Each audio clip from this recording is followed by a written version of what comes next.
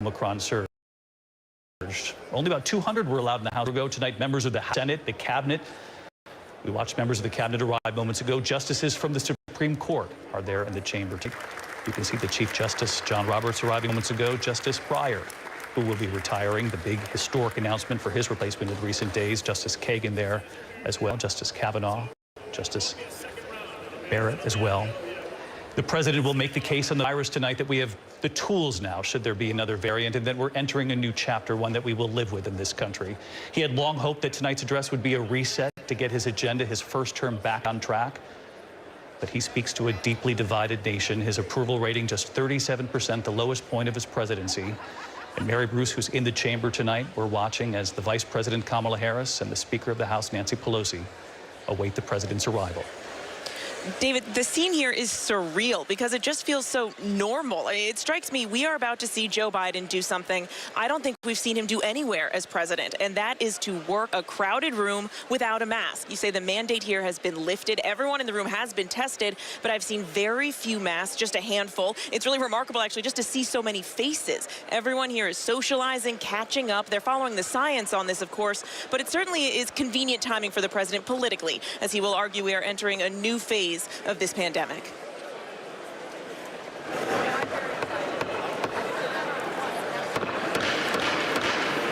Madam Speaker, the President of the United States. House Sergeant at Arms announcing the president has arrived for his first State of the Union address. Of course, he addressed a joint session of Congress a year ago after being elected, but this is his first State of the Union. And it is a tall order. Cecilia Vega, our chief White House correspondent, watching this with me.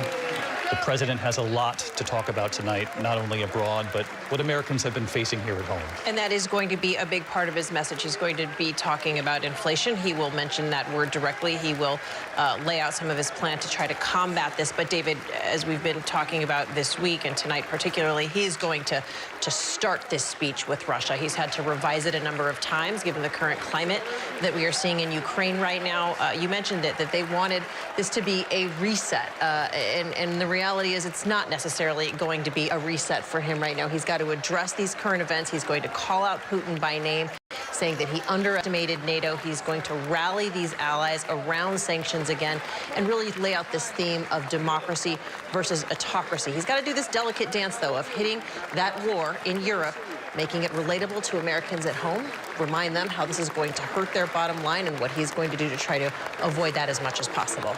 Part of the strategy against Vladimir Putin has been laying out as much U.S. intelligence as possible, as you know, Cecilia. And so many Americans have followed this for weeks now, along with the rest of the world. And John Carl, it's hard not to underscore that this is something we haven't seen in Europe since World War II.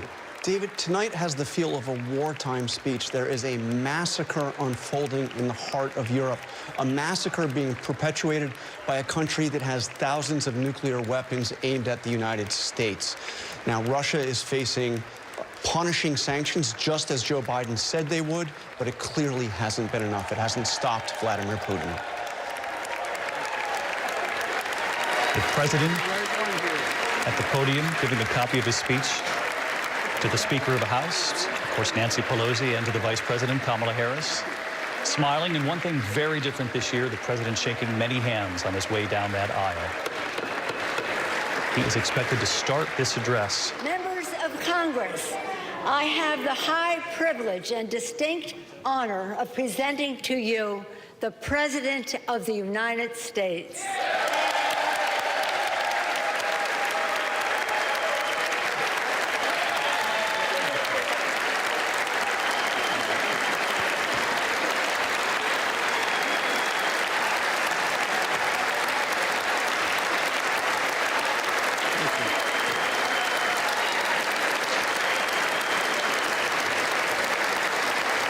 Thank you, thank you, thank you.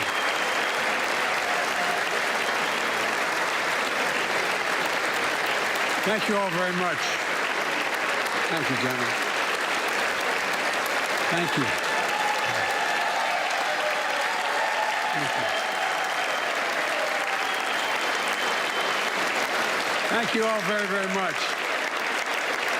Thank you.